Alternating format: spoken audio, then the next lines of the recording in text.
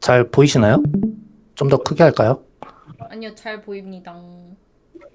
어, 네. 발표 시작하겠습니다. 이번에 준비한 발표 내용은 공통 프로세스 처리하는 기술에 대해서 좀 준비를 했고요. 이 공통 프로세스 처리하는 기술은 총 세 가지가 있는데, 필터, 인터셉터, AOP 이렇게 세 가지 기술이 있고, 얘네는 이제 공통 프로세스, 즉 공통 관심사를 처리할 때 사용하는 기술이라고 합니다. 이 공통 프로세스 처리 기술을 사용하는 목적을 보게 되면 첫 번째로는 이제 중복 코드를 제거할 수가 있어요. 이 로깅이나 권한 검사, 로그인 체크 같이 공통적으로 쓰이는 내용에 대해서 모듈화를 시키면 어 굳이 이제 각각의 로직에다가 이 공통된 내용을 코드를 작성할 필요 없이 반복적으로 처리를 할 수 있게 되고, 또한 이제 두 번째로 관심사 분리를 통해 비즈니스 로직과 이제 공통 로직, 부가적인 로직을 분리해서 컨트롤러나 이제 서비스 같은 경우 업무 로직만 집중할 수 있게 하는 이런 장점을 갖고 있어요.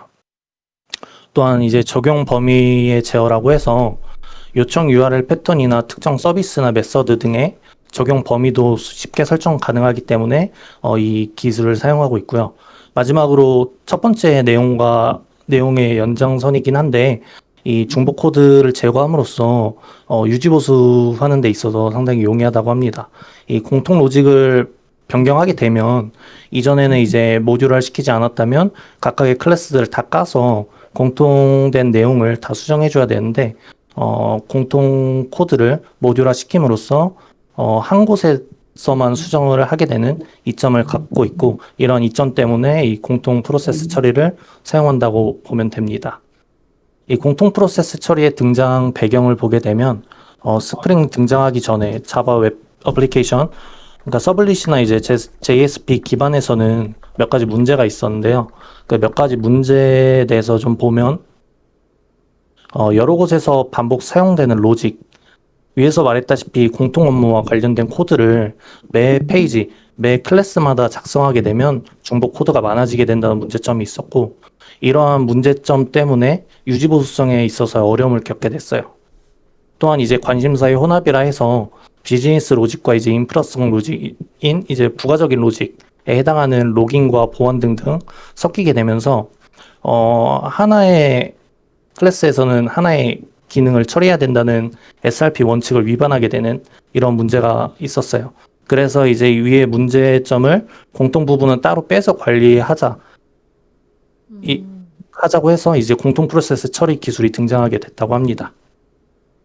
이 공통 프로세스 처리 기술이 적용되는 위치를 보게 되면 아래 그림에서 확인할 수 있듯이 이제 필터와 인터셉터, AOP 이 세 개를 이제 집중해서 보시면 되는데, 사실 이 필터는 스프링과는 직접적인 관계는 없는 녀석이라고 해요. 얘는 스프링 컨테이너 밖에서 있는 서블릿 영역에 존재하는 애고, 반대로 이제 인터셉터나 AOP 같은 경우는 스프링에서 제공하는 기술로서 스프링 컨텍스트, 스프링 컨테이너 안에 존재하는 자원에 접근할 때 그런 내용을 전처리하거나 후처리할 때 사용하는 기술이라고 보면 됩니다.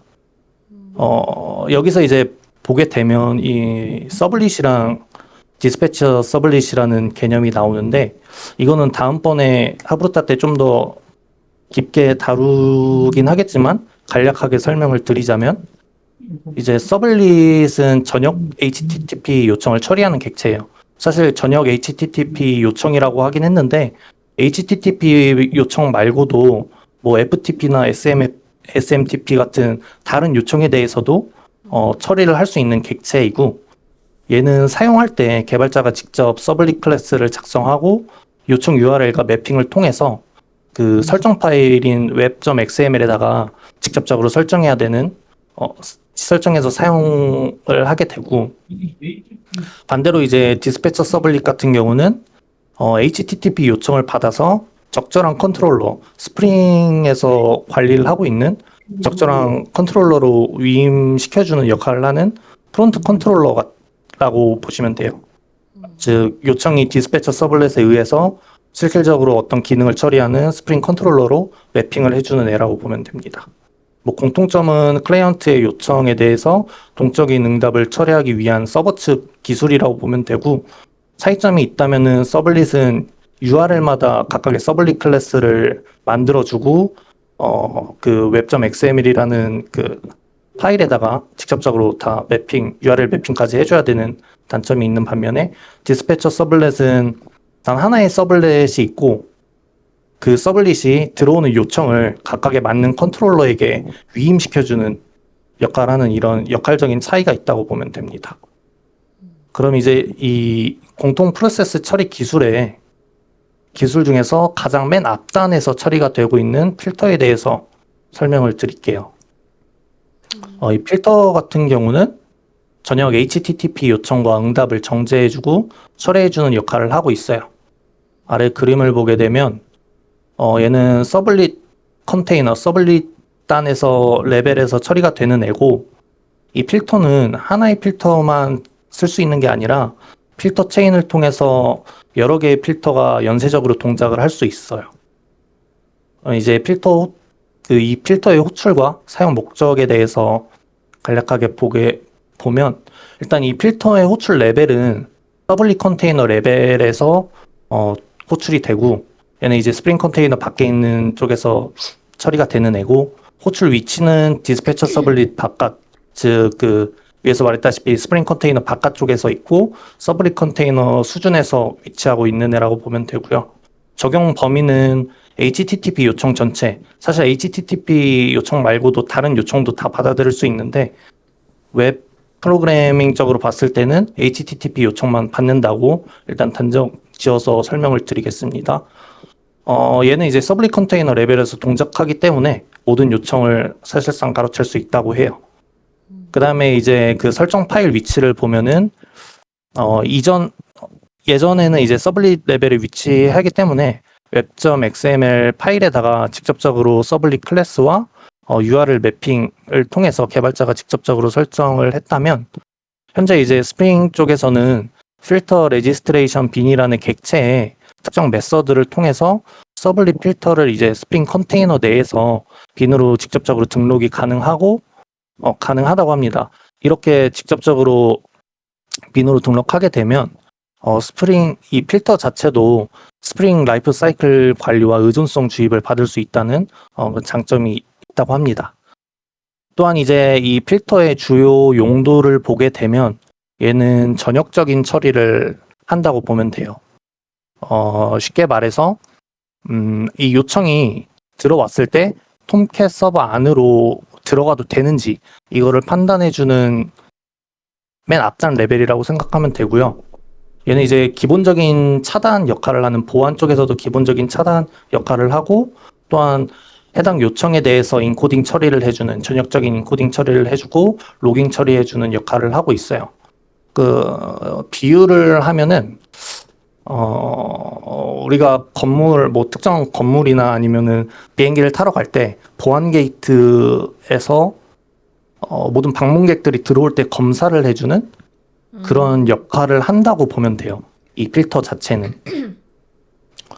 그럼 이제 이 필터 클래스는 어떻게 구성이 되어 있는지 설명을 드리면은, 이 필터 클래스를 생성하기 위해서는 뭐 필터 인터페이스를 통해서 구현하는 방법도 있고, HTTP 필터 추상 클래스를 상속받아서 구현할 수 있고, 이 외에도 다른 필터 인터페이스를 통해서 구현을 할 수가 있긴 한데, 이 가장 크게 다뤄지는 게 이 두 개의 인터페이스와 추상 클래스여서 이 두 개를 뽑아왔고요.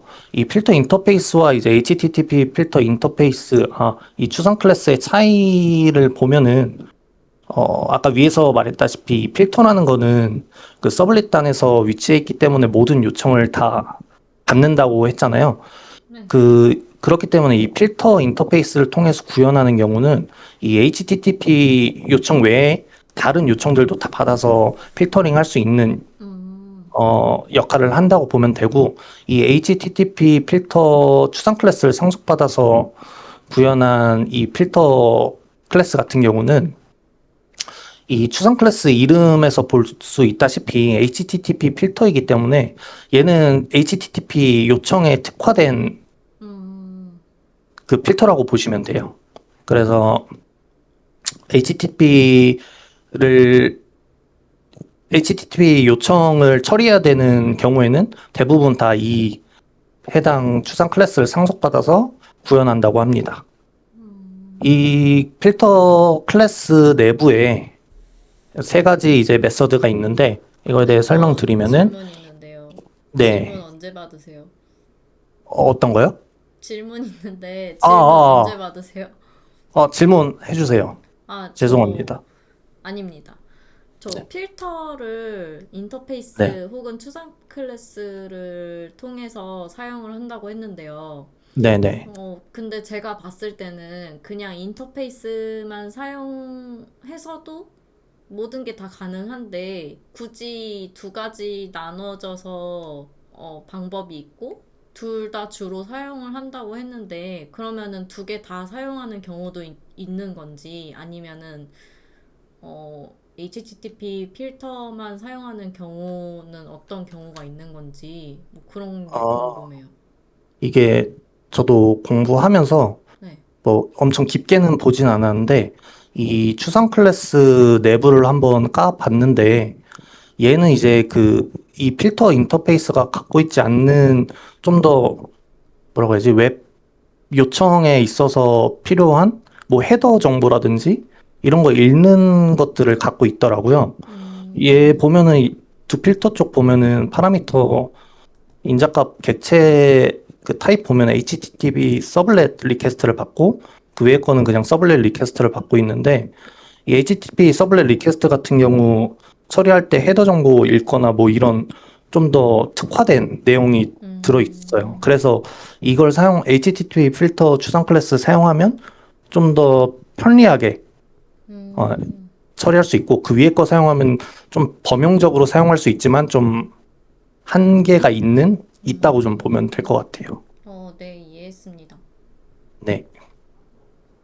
어, 다음은 이제 필터 사용 예제인데 토큰 유효성 체크하는 예제를 준비했어요. 오, 이거 근데 막 엄청 장황한 게 아니라 진짜 간략하게 축소화된 그런 걸로 준비를 해서 일단은 맨 처음에 필터를 사용하기 위해서는 필터 클래스를 생성해야 돼요. 필터 클래스를 생성하고 위에서 말한 이제 HTTP 필터 추상 클래스를 상속해서 만들었고 이제 필터가 처리해야 될 작업을 두 필터라는 메서드 안에다가 넣어 놓고 그 내부에서 이제 실질적으로 처리해야 되는 토큰 유효성 검증을 하는 기능을 작성을 했습니다. 잠시만. 네. 내부에 보게 되면 이 리퀘스트 헤더 부분에 있는 어소리제이션이라는 내용을 통해서 받아와서 토큰 정보를 읽고 한번 1차적인 검증을 해요. 얘가 토큰 값이 실제로 들어있는지 헤더에 그러고 시작이 이런 식으로 시작이 되는지를 검증을 하고 만약 이 검증을 통과하지 못하게 되면 바로 이제 잘못된 어, 토큰이다라는 리턴 값을 응답을 주고 있고 그 이후에 1차적인 처리가 끝나고 나서 토큰을 파싱해서 간단한 토큰 검증을 할 거예요. 이 is validation 토큰을 통해서 이 토큰이 발리드 토큰인지를 먼저 체크를 하는데 얘는 실제로는 이제 JWT 라이브러리로 토큰을 검증을 해야 되는데 거기까지는 못했고 일단 간략하게만 보여주기 위해서 이런 식으로 일단 토큰을 검증을 해서 여기서 이제 토큰 검증이 실패하게 되면은 invalid 토큰이라는 에러를 던지게 됩니다. 만약 이제 토큰 검증을 통과하게 되면은 그 이후에 이제 이 필터는 필터 체인을 통해서 여러 개의 필터를 처리할 수 있다고 했잖아요. 네. 이 이후에 이제 체인점 두 필터를 통해서 이후에 필터가 있으면은 다음 필터로 그 요청을 넘겨주고 그 리스폰을 받게 되는 이런 역할을 하게 되는 거라고 보면 됩니다. 이게 일단 그 필터 클래스를 생성한 내용이고 그 다음에 이 필터 클래스를 만들었으면 이 필터를 스프링 빈에다가 직접적으로 등록을 해서 사용을 해야 돼요. 그래서 필터 컴피그 클래스를 만들 건데 얘는 위에서 설명드렸다시피 필터 레지스트레이션 빈이라는 그 객체를 통해서 직접 생성한 다음에 셋 필터를 통해서 위에서 아까 그 토큰 검증을 하는 객체를 직접적으로 설정을 해서 필터를 지정해주고 그 이후에 셋 오더라는 그 필터가 여러 개 있을 때 필터의 순서를 지정해주는 셋 오더 메서드를 통해서 순서를 지정해줍니다. 그 이후에 add URL 패턴을 통해서 이 필터가 직접적으로 적용할 URL 패턴을 지정하고 객체를 반환하게 되면서 필터를 스프링 빈으로 등록하게 됩니다. 이렇게 등록을 하게 되고 그 이후에 이 필터를 적용할 간단한 컨트롤러 클래스를 만들었어요. 얘는 뭐 그냥 단순하게 그냥 로그로 컨트롤러 in이라는 내용을 출력하는 거라고 보면 되고 얘를 이제 실제로 한번 그 요청을 날려봤는데 처음에는 이제 정상적인 토큰 값을 넘겼을 때는 정상 응답이 떴고 그 이후에 찍었던 로그를 보게 되면은 필터 이전 그 다음에 이제 그 유효성 검증을 통과했을 때 컨트롤러로 넘어가서 찍힌 컨트롤러 인이라는 로그가 찍히고 그 이후에 이제 처리가 끝나고 나서 나왔을 때 로그가 찍힌 걸 확인할 수 있었습니다. 그 다음에 저 비포랑 애프터는 어디에 로그를 작성하신 거예요? 이거는 그 필터 내부에다가 작성을 해놨어요. 아, 그냥 만약 이게 음, 필터가 다른 필터들도 있으면은 그거 확인하려고 넣어놨는데 간단하게 하다 보니까 그렇게 됐습니다. 그 다음에 이제 실패인 경우는 이제 잘못된 토큰 값을 넣었을 때 애초에 필터에서 걸리게 돼요. 필터에서 걸리게 되면서 401 에러와 인발리드 토큰이라는 오류 메시지를 던지는데 이거는 위에 설정했던 것처럼 여기 간단한 토큰 검증을 실패했을 때 위와 같은 리스폰으로 리턴해 주는 걸 확인할 수 있습니다. 네, 이렇게 간단하게 필터에 대한 내용을 준비했고요. 혹시 여기까지 질문 있으신가요? 아까 체인으로 해서 필터에다가 또 다른 필터를 만들 수 있다고 했잖아요. 네네네. 그러면은 그때는 또 다른 클래스 필터를 HTTP 필터를 상속받은 추상 클래스를 만들어서 또 만들면 되는 거예요? 네, 맞아요. 만약 로그가 필요하면은 네. 필터 로그라는 걸 클래스를 만들고 그 다음에 이제 적용할 때 여기에다가도 하나를 더 만들어주면 돼요. 이렇게 음, 해서 뭐, 필터 2 이런 식으로 해서 새로 생성한 필터에 대한 정보를 넣고 우선순위 2로 지정해줘서 하면 얘가 첫 번째 돌아가고 그 다음 두 번째 돌아가는 이런 순서로 동작하는 구조라고 보면 돼요. 그럼 솔트 오더는 0으로 쓸 수 있어요? 0도 있나? 0, 0, 0, 0. 이거는 정확하게 제가 확인은 안 해봤는데, 네. 근데 낮은 숫자부터 먼저 동작한다는 거 보면은 0도 되지 않을까? 이거 한번 확인하고, 네. 그, 음수요? 나도 그거 물어보려 했는데. 음수 혹은 0부터 시작하는가? 상수만 들어가는 건지, 예, 정수도 들어갈 수 있는지. 범위는 인트인가요? 그거 한번 제가 확인해서, 네, 그, 기세에 올려놓겠습니다. 소수점은 안 될 것 같은데요. 이거 제가 한번 까서 확인해 보겠습니다. 아주, 신박한 질문이었어요. 음, 갑자기 네, 궁금했어. 오, 알겠습니다. 이거 한번 제가 확인해 볼게요. 네, 저도 까먹지 않게 질문으로 남겨놓겠습니다. 아, 네네네. 어, 다음 넘어가 보도록 하겠습니다. 다음은 이제 인터셉터라는 기술인데요. 얘는 스프링 컨테이너에 등록된 HTTP 요청과 응답을 중재하고 처리해주는 역할이라고 보면 돼요. 얘 이제 호출과 사용 목적을 보게 되면 호출 레벨은 스프링 컨테이너 레벨 안에서 호출이 되고 호출 위치는 디스패처 서블릿 안쪽, 그러니까 디스패처 서블릿 뒤쪽과 컨트롤러 앞쪽에 위치한다고 보면 되고요. 저 범위는 이제 스프링에서 관리하고 있는 HTTP 요청만 적용된다고 보면 돼요. 그 위에 필터는 전체 요청을 다 받지만 얘는 스프링에서 관리되는 것만 처리할 수 있다는 차이점이 있고요. 설정 위치는 웹 MVC 컨피규어 인터페이스에 있는 add interceptor라는 메서드를 통해서 구현하고 인터셉터를 등록하면 됩니다. 얘 주요 용도를 보게 되면 세부적인 보안에 대한 공동 작업을 한다고 보면 돼요. 그러니까 쉽게 말해서 필터를 통해서 1차적으로 검증을 하고 그 이후에 좀 더 세부적인 내용의 검증이 필요한 경우 이 인터셉터를 통해서 검증을 한다고 보면 됩니다. 그리고 얘는 비즈니스 로직 전후 처리를 하고 있는 것도 필터와 좀 차이가 있다고 보면 되는데 필터 같은 경우는 이제 비즈니스 로직과는 연관도가 하나도 없다고 보면 되는 반면 인터셉터는 간접적으로 연관이 있어요. 얘는 컨트롤러 실행 전과 후에 호출되기 때문에 비즈 로직 관점에서 보면은 연관이 있다고 볼 수 있습니다. 간접적으로 연관이 있는 건 뭐예요?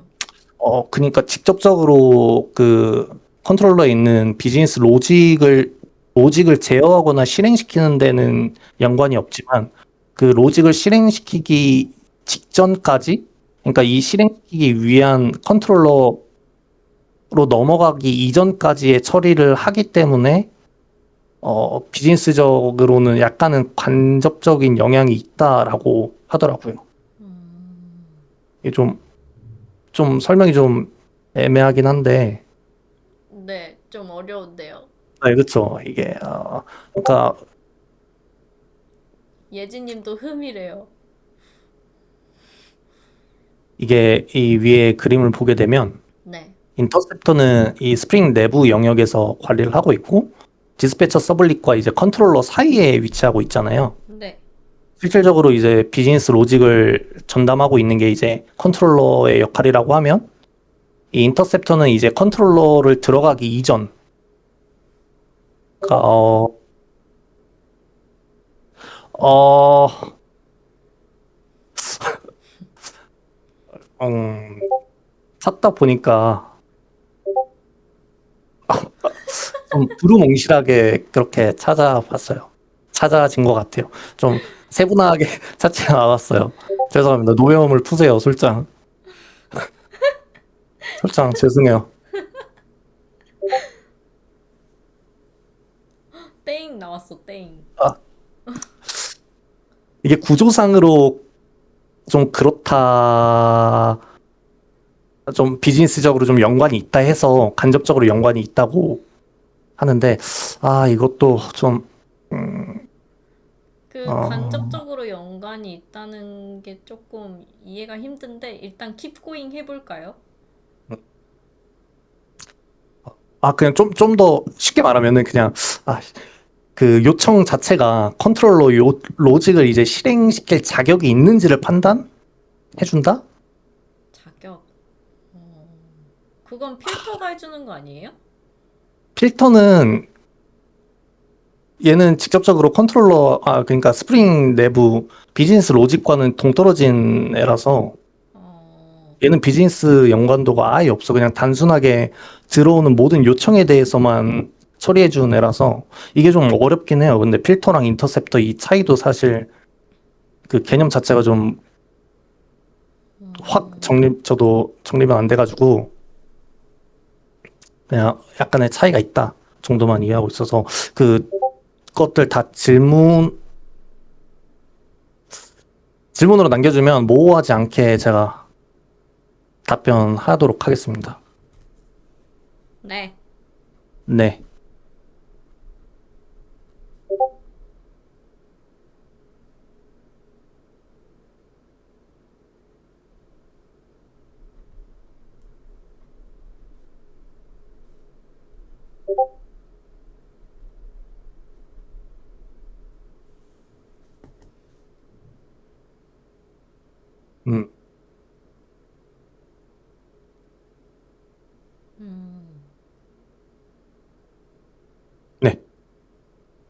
알겠습니다. 그럼 다음 바로 넘어가겠습니다. 그 인터셉터 클래스 구성 구조를 보게 되면 내부에 세 가지 메서드를 구현해서 만드는데 프리핸들이라고 해서 컨트롤러가 호출되기 전에 실행되는 메서드가 있고요. 얘는 이제 false로 리턴을 하게 되면 컨트롤러 호출 전에 종류가 되고 주로 이제 권한 체크나 유효성 검사에 이용된다고 하고요. 포스트 핸들 메서드 같은 경우는 컨트롤러가 실행된 이후에 실행되는 애라고 보면 돼요. 요청 음, 이후에 생성된 이제 모델이나 뷰를 가공할 때 쓰인다고 합니다. 단 이제 예외가 발생하게 되면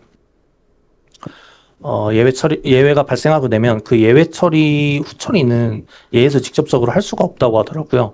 얘에서 못해서 그 아래에 있는 애프터 컴플리션이라는 이 메서드에서 처리를 하게 된다고 합니다.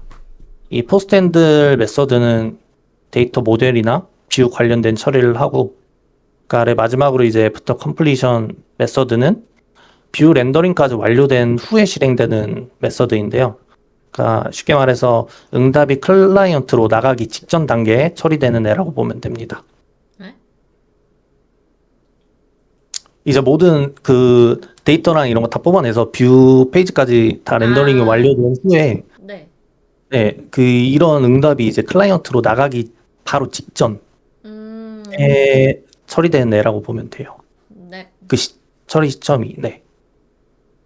인터셉터 사용 예제는 이제 사용자 권한 체크를 예제로 준비했고요. 얘도 필터와 마찬가지로 그 인터셉터 클래스를 생성해야 돼요.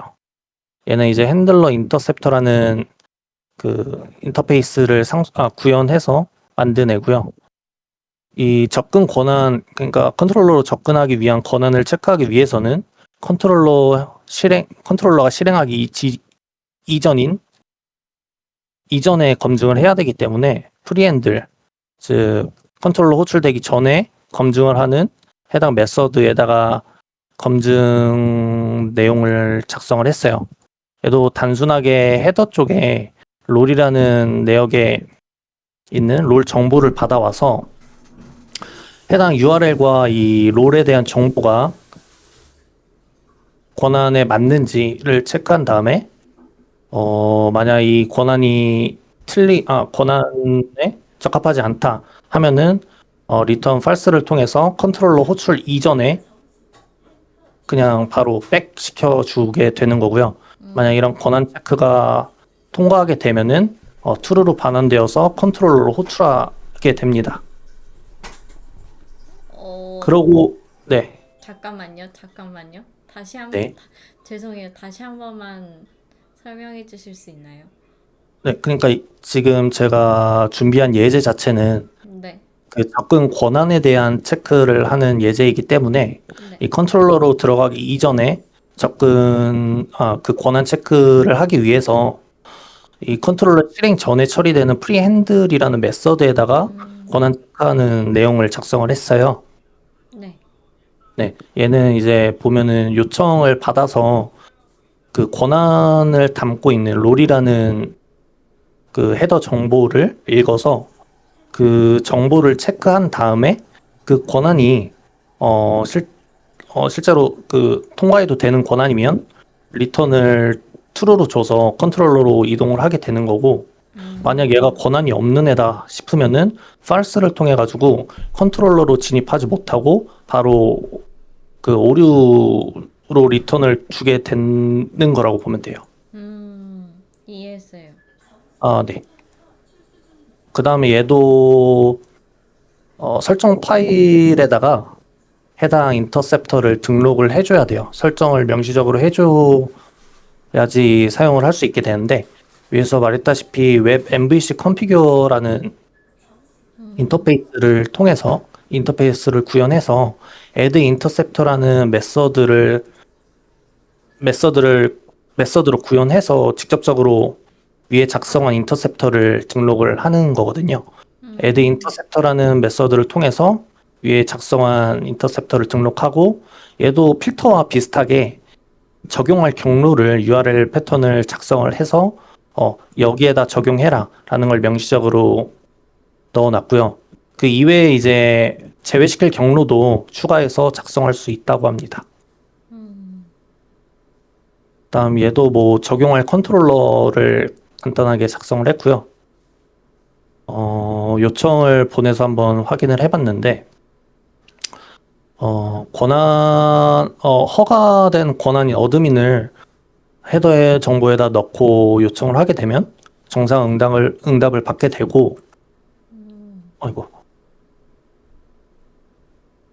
그 다음에 이제 그 롤 정보와 그 URL 패턴에 대한 내용을 받아들인 다음에, 해당 권한이 이제 허가가 됐기 때문에, 이 컨트롤러로 직접 들어와서 찍힌 로그를 확인할 수 있게 됩니다. 그 다음에 실패인 경우에는 그 롤 정보에 이제 허가가 안 되는 롤 정보를 넣어놓고 요청을 했을 때 위에서 말했다시피 403 에러를 떨구면서 컨트롤러 호출을 중단하게 되는 걸 확인할 수 있었습니다. 오. 마지막으로 이제 AOP에 대해서 설명드리겠습니다. 네. AOP는 관점 지향 프로그래밍으로 특정 서비스 로직을 기준으로 이제 핵심 로직과 관련 없는 부가적인 로직을 분리해서 처리하는 기술이라고 보면 되고요. 아래 그림으로 좀 설명을 드리면 로그인 서비스, 검색 서비스, 게시판 서비스처럼 각각의 핵심 관점, 핵심 로직이 있고 그 내부 핵심 로직 내부에 각각 로깅, 시큐리티, 트랜잭션과 같은 부가적인 로직이 있는 걸 따로 모듈화 시켜서 분리해 내면서 사용하게 되면 코드의 재사용성과 유지 보수성을 강화할 수 있는 이 기술이 갖는 장점을 확인할 수 있습니다. 현종님 이 뭐 질문 죄송합니다. 네, 인터셉터는 HTTP 요청만 다루고 있어요. 그 필터 같은 경우는 HTTP 요청 이외에 다른 요청도 받는데 인터셉터는 HTTP 요청만 받는다고 제가 확인을 했습니다. 네, 감사합니다. 다음 이제 AOP 호출 및 사용 목적을 간략하게 보면은 호출 레벨은 얘도 인터셉터와 똑같이 스프링 컨테이너 레벨에 존재하고 있고요. 얘가 호출되는 위치는 빈 객체에 메서드가 실행하기 전이나 실행한 후에 호출하게 되고 얘 적용 범위는 스프링 빈 메서드 실행 단위라고 보면 돼요. 그래서 얘가 다른 이제 필터나 이제 인터셉터와 다르게 비즈니스 연관도가 직접적이고 엄청나게 많다고 하는 게 비즈니스 로직 실행 자체를 제어하기 때문에 그렇다고 합니다. 얘 주요 용도는 트랜잭션 관리, 뭐 로깅, 모니터링, 보안, 예외 처리 이런 식으로 다양하게 존재한다고 합니다. AOP 클래스의 구성을 보게 되면 아래 먼저 설명을 보면서 얘기를 하도록 하겠습니다. 이 총 5개 정도 존재하는데 에스펙트라고 해서 부가 로직, 그러니까 핵심 로직에서 분리해서 사용돼야 될 로직에 대한 정의를 한 클래스를 에스펙트라고 하고요. 그다음 조인 포인트라고 해서 이 부가 로직이 적용되는 실행 지점에 대한 메타데이터의 객체를 조인 포인트라고 합니다. 그다음에 포인트 컷이라고 해서 이 부가 로직과 이 부가 로직이 실행되는 지점에 대한 메타데이터를 담은 객체 사이를 연결하는 표현식이라고 보면 되고요. 이게 말로만 설명드리니까 이해가 안 될 텐데 이 포인트 컷은 이 어노테이션 안에 있는 이 익스큐션이라는 이 표현식을 의미합니다. 의미하는 거고 타겟은 실제로 이제 부가 로직을 적용받는 실제적인 객체라고 보면 되고 얘는 포인트 컷에 표현된 표현식에 의해서 이제 매핑이 자동으로 돼요. 그다음에 어드바이스 같은 경우는 실제로 수행할 부가 로직 얘네 같이 각각 로그 비포, 로그 애프터와 같이 이런 실제적인 처리해야 될 메서드들을 어드바이스라고 합니다. 이 어드바이스 내부에도 어드바이스도 여러 가지가 존재하는데 뭐 비즈니스 실행 전에 실행돼야 될 로직인 경우 before advice를 사용하면 되고 after는 말 그대로 이제 비즈니스 로직이 실행된 후에 처리되는 애라고 보면 되고 around는 이 두 개를 다 처리할 수 있는 애라고 보면 되고 after returning 같은 경우는 정상 실행된 후에 부가 로직을 실행하는 애라고 보면 되고 after throwing은 비즈니스 로직에서 이제 예외가 발생했을 때 처리되는 로직이라고 보면 됩니다. 어, 마지막으로 이제 이 AOP가 적용된 로깅 예제를 준비했는데요. 네. 얘는 그 필터랑 인터셉터랑 다르게 그냥 에스펙트 클래스만 생성해서 사용하면 돼요. 그러니까 오. 설정 파일을 직접적으로 만들 필요가 없다고 보면 됩니다. 왜냐면은 얘는 이 에스펙트 클래스를 만들 때 에스펙트라는 에스펙트와 이제 컴포넌트라는 어노테이션을 통해서 스프링 빈에 등록하게 되면 스프링에서 자동적으로 처리를 해준다고 해요. 그래서 이제 이 로깅 처리를 해주는 에스펙트 클래스를 보게 되면 그 메서드가 실행하기 전에 로그를 남기는 부분과 메서드가 실행한 후에 로그를 남기는 두 가지 기능을 부가적인 로직을 갖고 있는 로깅 에스펙트 클래스가 있고 다음은 이제 이 클래스가 적용될 타겟 클래스에 대해서 간략하게 정의를 해놨어요. 이제 얘도 똑같이 요청을 보내게 되면은 네. 그 단순하게 요청을 보내게 되면은 맨 처음에 이제 before 그러니까 이 해당 클래스가 실행하기 전에 클래스의 메서드가 실행하기 전에 찍히는 로그인 before에 대한 정보를 볼 수가 있고요. 그 다음에 이제 그 해당 부가적 로직 이후에 실질적으로 처리되는 메서드가 실행이 되고 그 이후에 해당 메서드가 처리되고 나서 처리된 애프터 어드바이스가 처리가 되는 걸 확인할 수 있습니다. 네, 제가 일단 준비한 건 여기까지고 질문 있으면 받도록 하겠습니다. 그러면 실질적으로 AOP와 인터셉터를 사용하는 데 있어서의 차이점이 있을까요? 둘 다 제가 느끼기에는 크게 없는, 없는 뭐 것 같아가지고 그냥 어떤 때 사용을 하면 좋을지 적재적소에.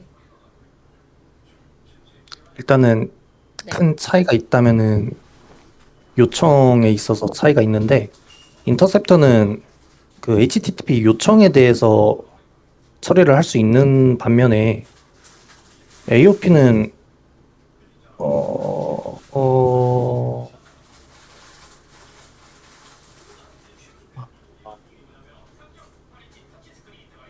AOP는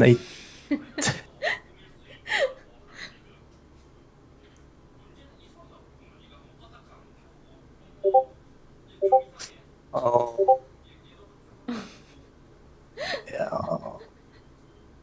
잠시만요.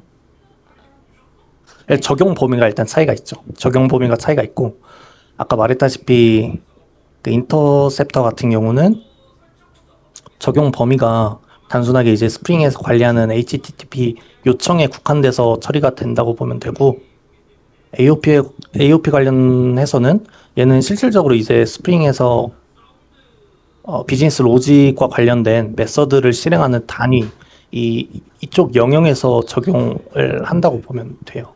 그게 가장 큰 차이이고 네. 제가 알기로 차이가 더 있기는 한데 네. 그래서 아, 좀 더 아까 말했다시피 AOP가 그 직접적으로 비즈니스 로직과 연관돼 있다고 설명을 드리긴 했는데 솔님 설명이 정확합니다. 그러면 인터셉터도 어쨌든 간에 비즈니스 로직 다음 후에서 또 동작하는 거니까 네, 어쨌든 맞습니다. 직접적으로 관여는 할 수 있는 거 아니에요? 뭐 예를 들어서, 직접적으로요? 네, 뭐 예를 들어서 어떤 상태 이벤트에 따라서 뭐 예를 들어 우리 아부 필라테스 예를 들면 자녀 회차가 0으로 되는 거를 조회가 됐다. 그럼 그 조회됐다는 거에 이벤트에 맞춰서 인터셉터를 잡으면 네. 네. 그러면은 그 잔여 회차가 0이 됐을 때 그 수강권을 만료 여부를 Y로 바꾼다. 뭐 뭐, 그런 걸로 이제, 인터셉터를 사용을 해도 되는 게 아닌지. 그렇게는 되죠. 이제 뭐 네. 아까도 말했다시피 MVC 모델 뷰에 대한 전처리 후처리도 하는 게 인터셉터라고 했잖아요. 네. 그래서 그런 결과에 대해서 후처리 해주는 거는 인터셉터에서도 할 수가 있어요. 음, 그럼 직접적으로 관여할 수 있는 거 아니에요? 이 직간접적이라는 게 상당히 모호하긴 하네요. 또 제가 설명하고 나서도. 근데 아마, 어, 실질적인 로직에는 관여를 못해서 그런 거 아닐까요? 실질적인 로직? 어, 실질적인 로직에 관여했잖아요. 아, 잠깐만요. 네. 네. 음,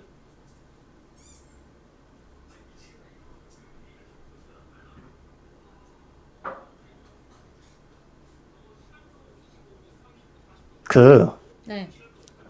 지- 죄송한데 질문으로 남겨주시면, 네. 아니요, 도망이 아니라, 학습이 진짜 부족한 것 같아요, 제가. 부족했나 봐요. 맞서 싸워? 아, 근데 이게 네. 싸우려고 한 게 아니라 진짜 저도 이 궁금해요. 부분이 너무 궁금했거든요. 왜냐면은 저희 항공 서비스 관련해서 그 인터셉터를 사용을 하는데 어떤 네. 제 동료가 이거를 왜 인터셉터를 사용하냐, AOP를 사용하면 되는 거 아니냐, 이런 식으로 질문을 던진 적이 있는데 제가 그 AOP에 대해서 공부를 한 지 너무 오래되고 인터셉터도 너무 생소해졌는데 그렇게 질문이 들어오니까 너무 말문이 막힌 거예요. 그래서 맞아요. 네, 그래서 그때 너무 해맑게 AOP가 뭔데? 막 이랬거든요. 어, 그래서 그때 한창 그래서 저 비즈니스 로직에 AOP를 넣네, 인터셉터를 넣네, 막 이걸로 한창 뜨겁게 열기가 달아올랐던 적이 있어서 네. 그래서 너무 궁금해가지고 질문을 드렸습니다. 어, 제가 지금 그 상태인 것 같아요. 그 질문을 받고 나서 약간, 근데 이게 저도 뭔가 이 부분 공부하면서 좀 헷갈렸던 게, 뭔가 필터에서도 처리하는 기능이 인터셉터에서도 뭔가 처리하고 있고, 그걸 또 AOP에서도 처리하고 있는, 그 공통적인 걸 음, 처리하고 있는데, 네, 그거에 대해서 좀 세세하게 제가 잘 모르고 있어가지고, 이 부분은 제가 추가적인 자료 준비해서, 네, 다음 발표가 됐든 아니면은 기터브에다가 자료를 한번 공유 드리도록 하겠습니다. 네. 네, 감사합니다. 그러면 다음 하부르타 때는 인터셉터와 AOP의 대표적인 사용 예제와 차이점 그리고 디스패처 서블릿의 자세한 개념 네, 정보를 알 수 그렇게 있는 건가요? 준비를 할 것 같긴 한데, 근데 오늘도 시간이 초과되는 거 보니까 어떻게 해야 될지 잘 모르겠네요. 일단은 한번 준비는 해보겠습니다. 네, 알겠습니다. 감사합니다. 감사합니다. 네, 수고하셨습니다. 수고하셨습니다. 혹시 뭐 더 질문 없으시면, 네, 네, 마치겠습니다. 네.